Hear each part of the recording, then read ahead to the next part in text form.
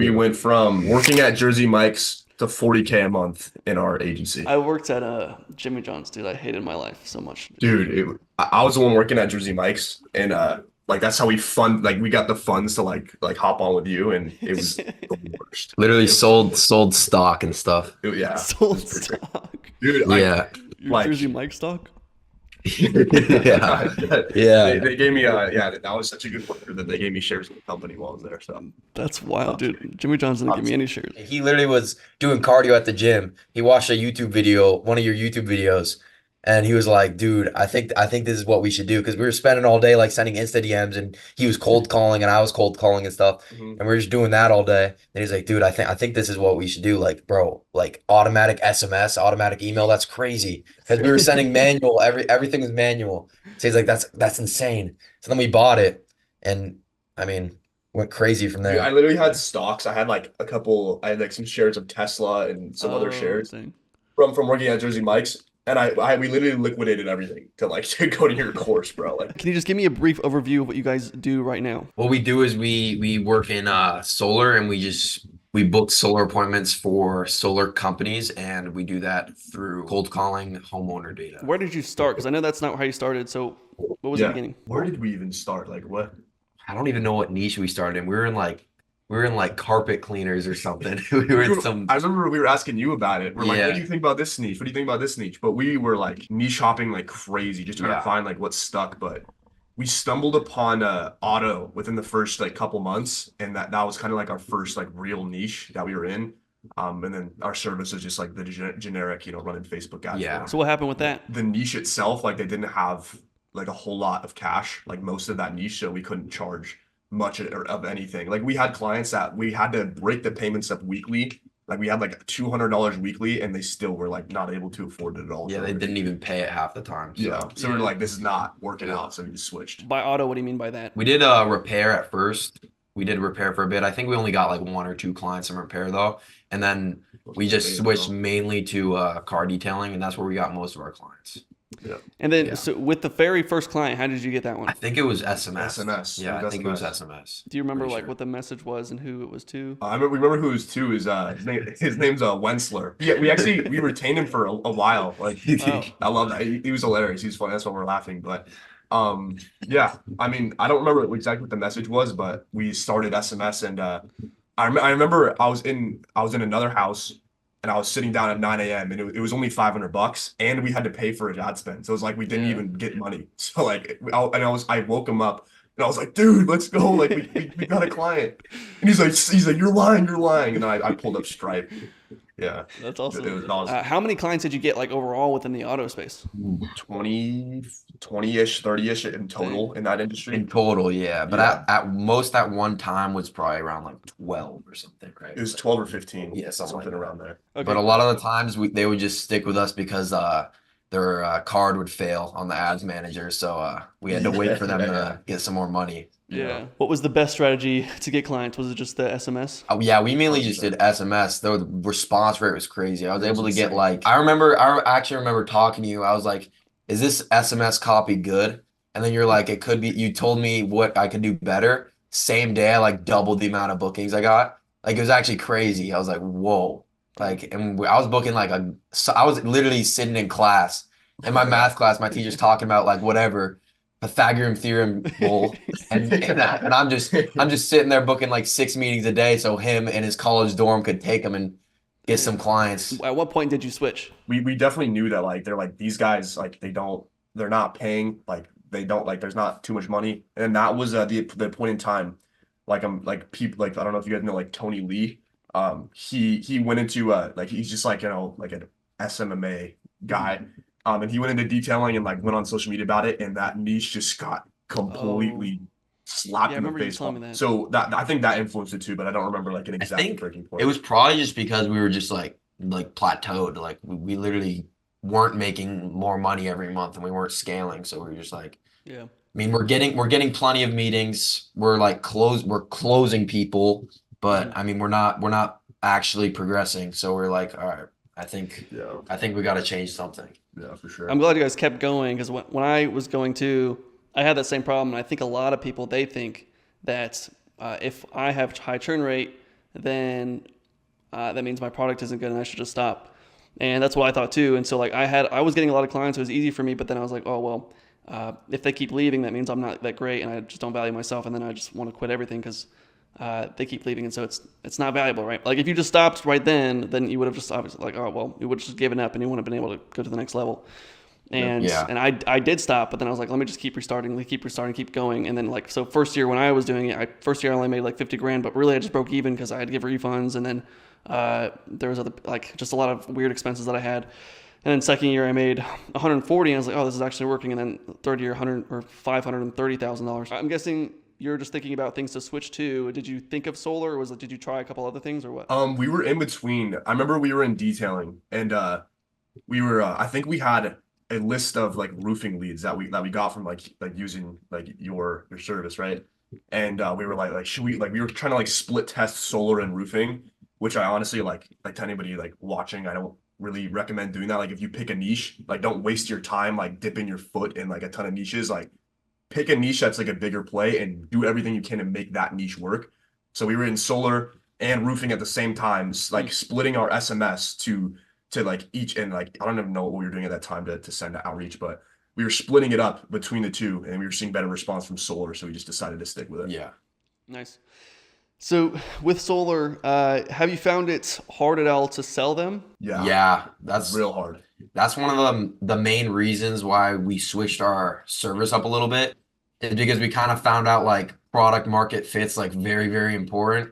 Because if everybody else is selling the same thing as you and you don't have any, social proof or anything to back you up, it's gonna be very, very hard to sell it. Yeah, we made sales, but it was like our close rate wasn't great. 5%. It was just kind of hard to scale off that. Yeah. And then I mean, as soon as we switched our product up and like switched what we offer, our close rate literally like 4 or 5x. Like Yeah, it was crazy. It was insane. Dang. But So how did you switch the offer? so like we like our offer, and like to anybody that knows about solar, it's like it's an industry where it's pretty complex. Like there's a lot of people in solar, so you can either be talking to like a rep that barely closes a deal a month, which is Yeah. like they're barely like making ends meet like for their personal expenses. And then you can like the next call you could be on the phone with like a 9-figure solar company owner. Yeah. So like there's a very wide range of people, and our offer that we had at the time, we didn't know it because we were new to the industry. Like so we didn't know exactly how solar worked. It was targeted to that lower echelon of the Yeah. industry. So like we were like guaranteeing like 3 appointments, which is nothing. Like they Yeah. can make a lot of money off those appointments, but it was just catering towards those Yeah. lower end of people in that industry. So that's the people we were talking to. So that's why it was like pretty hard to sell. So now it's like, let's try to get to the people that are higher, like making 9 figures doing the commercial projects, stuff like that. Yeah. And then like, was there anything you did to help qualify so you're not getting on those random calls with just reps? Yeah, so I mean, one of the ways we would book appointments as well is like from ads, and I just want to say this too, like on your course, like I learned like so much from like writing copy, like a ton, and I ask you all these questions all the time, like how do I do this, how do I do that, and I learned so much from it. Like it helped me write ad scripts, like it helped me write ad scripts, and you could scale without ads, but we were just like launched ads and figured that out, and that works well for us. And we're actually right now we're training the reps to do the same thing I used to do for our company to like self-gen their own appointments. But the main thing we did was we were doing it through advertisements, and we were kind of just like before we were kind of like saying our offer like, oh, we'll get you a low amount of deals, however many we used to say, or your money back, and or something like that, or like you don't pay. So then everyone comes on the call thinking like, oh, it's free. Like, it's free and I'm gonna get 5 deals. But when we changed it to not saying that and to being like, we'll book you 100 appointments and or whatever, like, and just like switched our wording on the ad, that helped a lot. And also just like on our calendar, we have questions like on my calendar, I have it like, it's like, how much are you willing to invest monthly on booking more appointments for yourself? And it's like 0 to 3K a month. And then in parentheses it says, please don't book, we can't help you. So that was another thing that we did. For anyone that's starting out, what would you say to them? That's a good question. Belief. That's what I think. Yeah. Okay. I think it's belief. Like as cliche and as corny as it may sound, like if you don't believe in yourself, you're gonna quit. You know, 100%. like there's been like plenty of times where like we've had like family or people tell us like, oh, you shouldn't do this, you shouldn't do this, or even just like plateauing or like not closing well or have not being able to book calls or like whatever it may be. Like we're getting told no from all these different directions, and if we didn't believe that we could do it, we would have quit. So 100%. so that's what I think. I think if you believe and you just find a way, you're gonna succeed. And also, I think you have to like have like just a little tad bit of like delusion almost Yeah. to think you're like that you can actually do it. You know what I mean? Yeah. So like you get all this noise on the outside of people like, oh no, you should just you should go get a degree, get a normal job, like do this, do that, like trying to tell you how to live your life. Yeah. But then you just have to cut the noise out and just be like, nah, like I'm doing this, you know? Yeah. So Do you have any stories of like adversity you faced? Like when I was starting out, shit, I had my mom like screamed at me, yeah, stuff like Yeah, that. bro. yeah, of course. I mean, we both love our mom, right? She's Yeah. she's amazing. She's the best. But and here's another thing that I like to say to anybody watching, because if you guys go on this path and you have like that type of upbringing where it's like college is the way, like your parents, they just want the best for you, right? So like don't resent your parents for your parents wanting you to go to college. You just have to understand where they're coming from. But there's Yeah. there's points like we're both like our mom and I like for me, like I've had good grades. So when we started, I was my first year of college. The first semester, I had like a 3.8 GPA. So like something pretty good, right? And then once we started working, the very next semester, my GPA was a 1.2. Jesus. But so you can imagine my mom, she's like, what the hell is happening? Right. So like I don't know. You guys have to like navigate that and understand where your parents are coming from when that Yeah. type of stuff Yeah. happens. And like not only like our moms like yelling at us and like even like crying and stuff like Yeah. because of the path that we're taking. Oh, Like just in business, like I remember there was a time where I think it was when we were in solar and we were kind of plateaued again Oh yeah. because of our offer and we weren't able to sell too well. So we were like we're in the same situation we are in detailing. We're still plateaued at what was it like 5K a month, 6K Yeah. a month. For 4 months in a row. Yeah, we were plateaued there and we were just we were just in our room or in his room actually, and he was just like, dude, like I don't know, like I don't know, like if this is what we're doing or whatever. Like he was just like, we were just starting to have doubts. Like we are starting to have Yeah. doubts, but then we are just like, no, we got to make it work. We got to make it work. Like I remember talking to him, and I was like, if this were to take 3 years, we both get kicked out of the house. We're working in a car outside of Starbucks. If that's what it takes, then we'll make it work. You know? Exactly. yeah. And one quote, this might be kind of cringe, but one quote that I saw that like I thought was pretty cool is results are guaranteed if you stick with it, but the time frame is not. So you just guys Exactly. have to just be so persistent like that. Yeah. It's And the it's universe is yeah, and looking back, it's like okay, it only took really a year, which is awesome, right? But like when I started, I think when everybody starts, I'm guessing this is how you guys started too, where it's like, man, I want to make $20,000 a month. I want to make 30,000, and so you think that it's going to come like 3 months from now. You're like, oh yeah, I can wait 90 days, but then it takes yeah, a year, and you're like, oh snap it. Yeah. But I think you guys are lucky. Like a year, it took me a year and a half to get to 20K, right? And so, but just like if 3 years making like $1 million is like way better than 4 years of a college degree.